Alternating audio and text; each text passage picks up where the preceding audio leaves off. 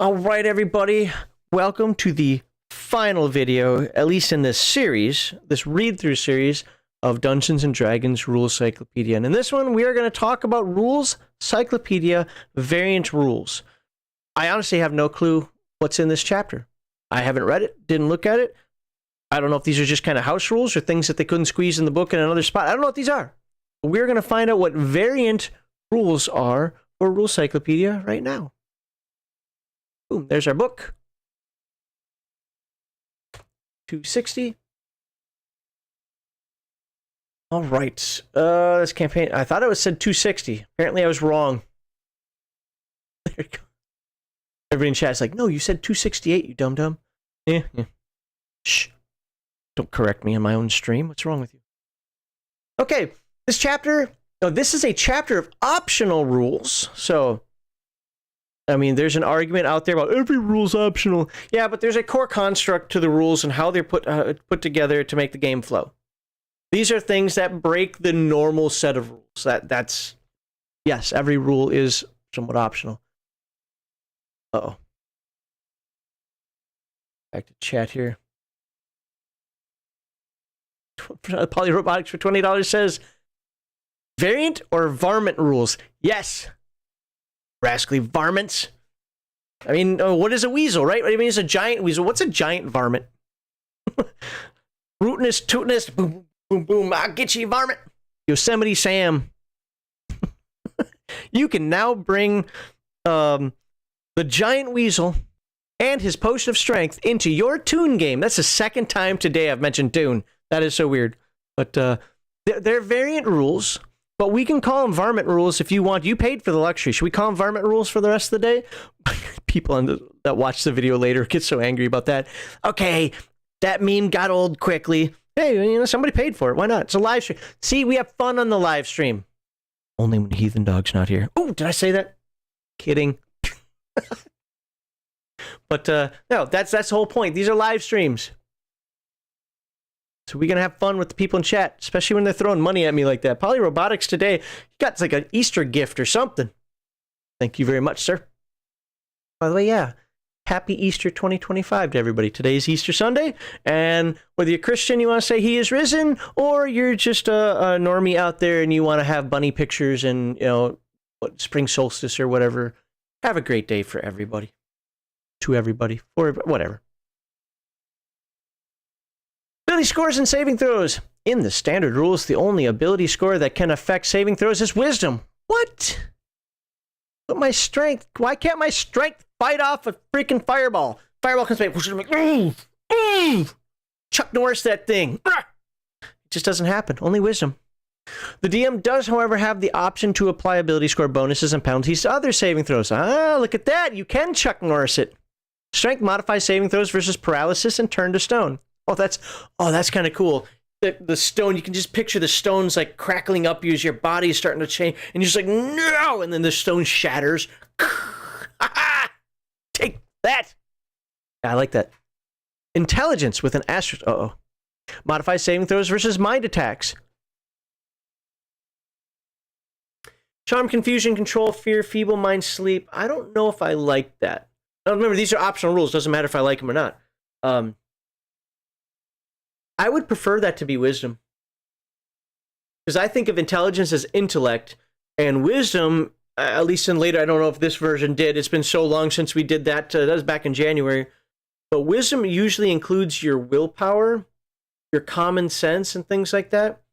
So I would lean it towards wisdom than intelligence. But especially for a game master who doesn't want one ability score to take over the game, I could absolutely see him doing that. Excuse me. Dexterity modifies saving throw versus wands and dragon breath. Come on, pew, pew. I'm gonna throw this lightning bolt at you. Pew, pew, pew, pew, pew. That's kind of funny. I'm sorry. I'm not trying to make fun. I actually think it makes sense, but pew, pew, pew, pew. No. All right, Constitution modifies saving throws versus poison, but not versus death ray. Why not? That's where. And then charisma, no bonus to saving throws. Aww, as somebody just put in chat, charisma remains a dumb stat.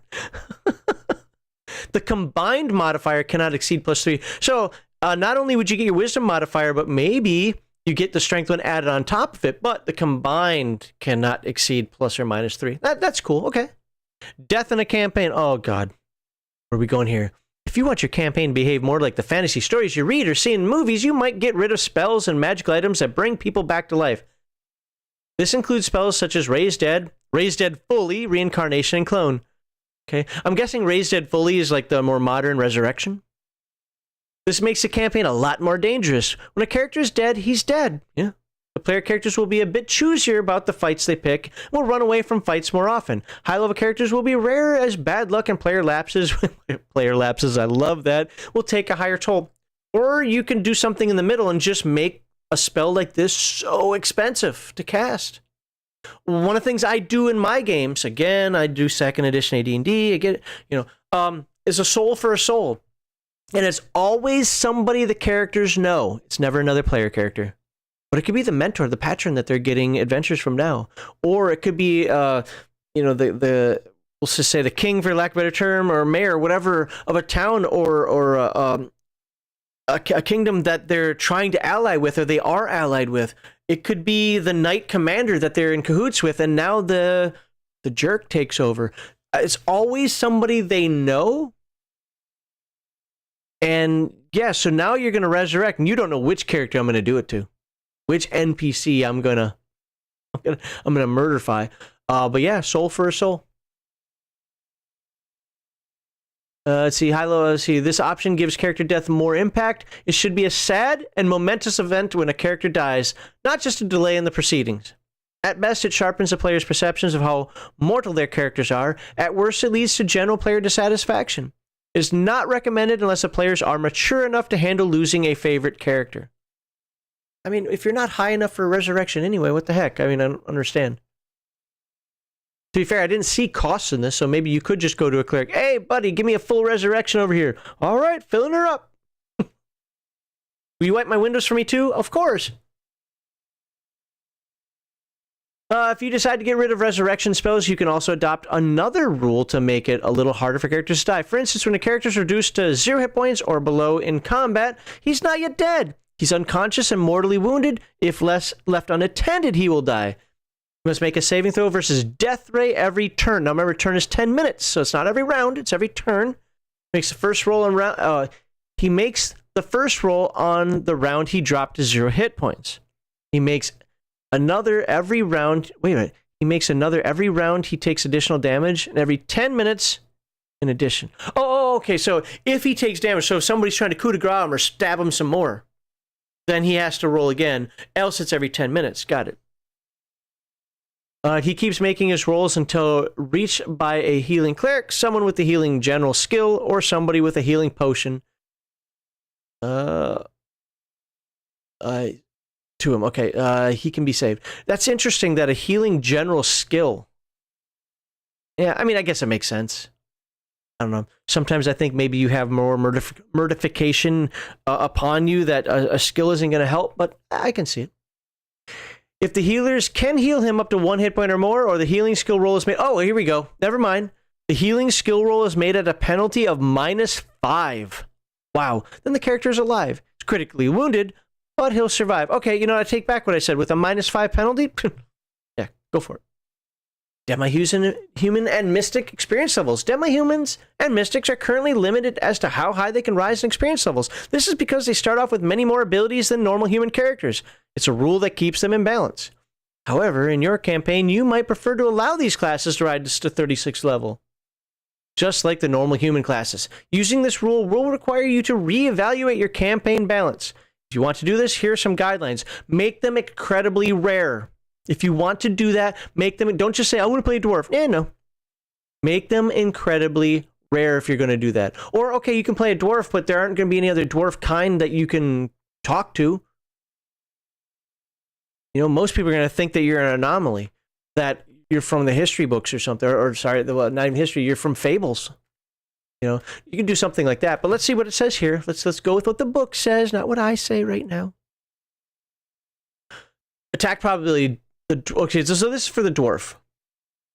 The dwarf following these rules no longer uses attack rank values to determine how well he hits. Instead, he rolls on the attack roll chart just like a fighter of identical level. All right. Above 9th level, the dwarf following these rules gets only 2, not 3 hit points per level. Interesting, especially considering that the dwarves are supposed to be stubborn, tough, and all that stuff, but that's probably a game balance feature. As usual, constitution adjustments do not apply. Saving throws of dwarf saving throws do not improve beyond the saving throws shown for the dwarf class in Chapter 2. Okay. The elf, it's basically the same thing. Actually, did I say cleric? The elf following these rules no longer use attack roll to determine. It said he rolls on attack roll. Oh, wow. So the elf rolls on the attack roll chart just as a cleric of identical level. Okay. Now remember, he's basically dual class, so you can't have him fighting as well as the fighter, right? It's just funny to pick cleric and not magic user, but again, that kind of makes sense. The cleric is in the midst of them when it comes to fighting prowess, so yeah, okay.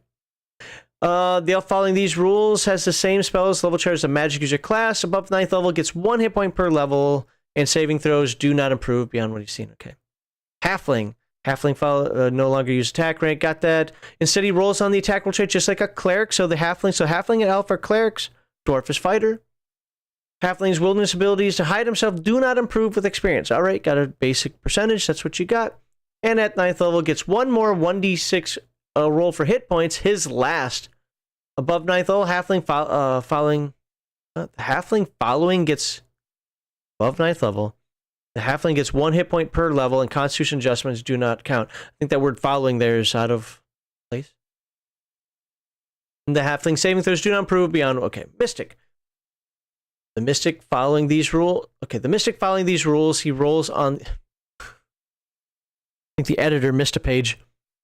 He rolls on the attack roll chart just like a fighter of identical level. That makes sense because he is just an unarmed fighter, but he's a fighter. As before, above 9th level, the mystic receives 2 hit points per level, and constitution never counts. We know that. Special abilities that do not improve. Above 16th level, the Mystic armor class, movement rate, number of attacks, and hand-to-hand damage no longer improve. He does not gain any new special abilities. His hand-to-hand equivalency to magical weapons does not exceed to +5. So basically, he's just getting 2 hit points per round, and his combat matrix chart will drop a little differently. Special abilities that do improve. The Mystic will still continue to improve as a fighter and adventurer. Yep. Experience level will continue to improve and dictate how well he hits. His saving throws as well. I forgot about that one. Will continue to improve. He will continue to gain hit points. His thief abilities and his acrobatic skills will continue to improve, and he'll continue to improve his weapon masteries and gain new general skills. Remember, that's all already accounted for, though, if you don't do this system. So it's not like you're gaining it. You're just adding a little bit more, there's a little bit less jump, a little more gradation for each improvement because you're actually using the levels. But who can continue to improve? Yeah, we just read that. Mystic saving throws do not improve beyond the saving throws shown in Chapter 2. I got it. Now we're going to go on to non-lethal combat. If characters want to fight to see who's the best warrior, but don't really want to injure one another, seriously, then how can you tell? How can you tell? If you are not breaking limbs and stabbing gullets, how can you tell who really is the best fighter? If it doesn't include murder, you're just half-assing it. It's not a real fight. Or if they're trying to knock out the enemy without killing it, you can have them use non-lethal combat rules. Characters using non-lethal combat, they roll to hit and for damage normally. All right, so everything that you know and love about fighting is the same. A player needs to adjust every damage roll he makes for his character. With every roll, he notes 1/4 of the damage rolled and rounds the number down. This is the actual damage, so 1/4 round down. Then he notes remaining damage. This is the non-lethal damage. Both actual and non-lethal damage are applied to the victim's hit points, but they're recorded separately. When the actual damage plus the non-lethal damage equals the enemy's hit points, the enemy is unconscious, but only the actual damage is real damage. The non-lethal wears off after a little while. So 2d6 times 10 minutes. So anywhere between 20 minutes and 2 hours, the victim will recover half the lost non-lethal damage and wake up. An equal amount of time later, he'll recover the rest of the non-lethal damage hit points he has lost. So essentially, equal amount of time later. So you roll it once, and let's just arbitrarily say you get the 2 hours. So let's make this as long as possible. At 2 hours, you wake up with half your non-lethal healed. At another 2 hours, so total 4 hours later, all of your non-lethal is gone. He does not recover the actual damage hit points until he heals them through the usual means, such as Cure Light Wound Spell or Rest. I mean, look, a boxer gets knocked out, gets up, is standing, but he's still got that big fat black eye and some cauliflower ear, right? I guess that's more of an MMA fighter, but whatever. Let's see. Characters can opt to use non-lethal combat anytime he utilizes one of the following attacks. Unarmed combat, a weapon designed to do non-lethal damage, such as a wooden practice sword, shields, clubs, etc., etc. It gives you the list here. Any hand-to-hand weapon, a missile designed to do non-lethal damage, such as a blunted arrow. Sorry, but if you're firing an arrow with a big pokey poke on it, you can't say, well, I didn't really want it to poke him. No, that's what they do. That's what they do. Can't say no.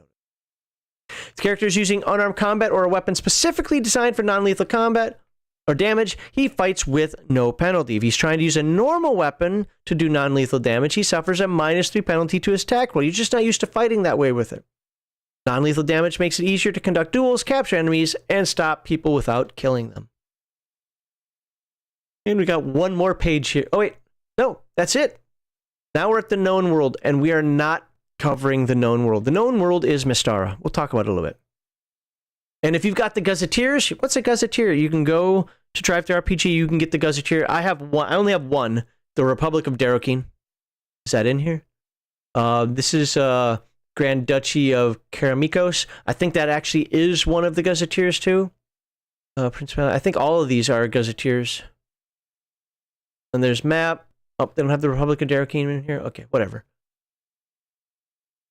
All right. Well, that's all we're going to talk about then. Anyway, so it gives some optional rules here. I don't know why the non-combat rules were considered variant rules, but it's fine. I mean, they're still in the book. Lots of maps. Hollow World. So yeah, Hollow World is another setting within Mystara. One of my friends was a huge fan of Hollow World. I wasn't. Oh, here we go. Gazetteers. Yeah, look at that. So if you want to get them, one of them that I really like that I don't have is the Orcs of Thar. And the reason why I like it is because it's one of the things that I use for arguments when I talk about, you know, playing monster races and so forth. Where, well, you can play an orc, you could do that in basic D&D. You're right. But when you play an orc in the Orcs of Thar, you're with other hobgoblins, orcs, and goblins and so forth. You don't just all of a sudden come on over like, I'm going arm in arm with the humans and elves. No. Basically, you're playing using Warhammer terms. You're playing a greenskin game. But I do like that option there. I really do.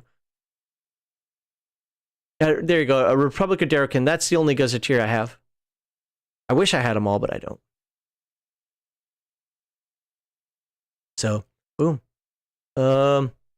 And it talks about converting to game from this to second edition. When it says AD&D game here, it means second edition.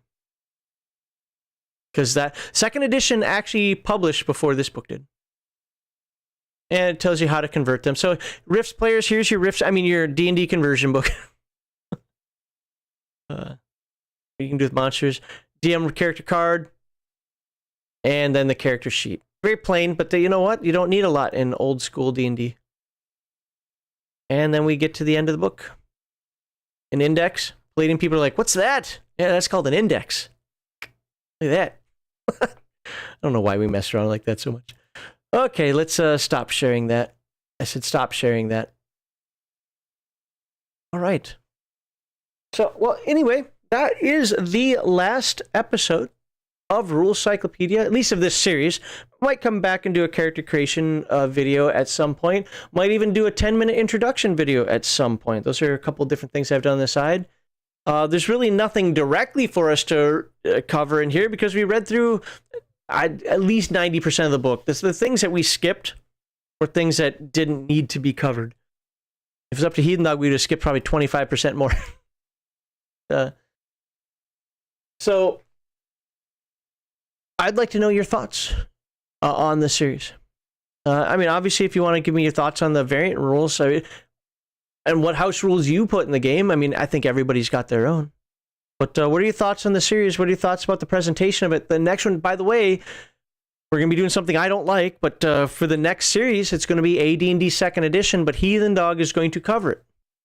I hate doing overviews. but I'll be doing the overviews. Yes, that includes the Rifters.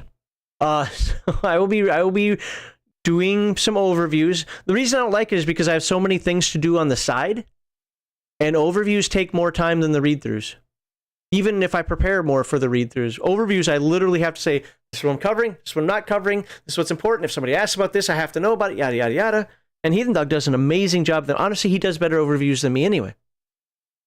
But, you know, that's just the way it's going to be. We're switching it up, and he gets to do the read-through for 2nd edition AD&D. That won't be next week, because next week we're going to have Kevin Sambita, Sean Owen Robertson here to talk more about Palladium books. We're going to talk about OCCs, so the occupational character classes in Palladium, and how to play them interestingly. Not against type. Against type is not interesting. It's lazy. But actually playing them interestingly, and things you can do with them, little tweaks you can have with them, character concepts, whatever else, to make OCCs interesting. So let me put up the subscribe thing. I probably should have done that already, because I could have just said like, subscribe, share, but there we go. Thank you very much for, especially those of you who watched all of this. Look, I don't expect it. I kind of treat the series as almost like the book itself. Watch the videos you need. Watch the videos you want to watch. But any of you who actually watch episode 1 through the end, well, that's awesome. And I really, really do appreciate that. If you don't want to send this video out to folks, it'd be awesome if you sent the playlists out to folks. Hours of content on this one game. Hours. A lot of it with our commentary in there. A few times we made mistakes in how we read the rules. It is what it is. But, that's for you guys to yell at us about. But I hope you liked it. I really do hope you like this video. Subscribe to the channel and share.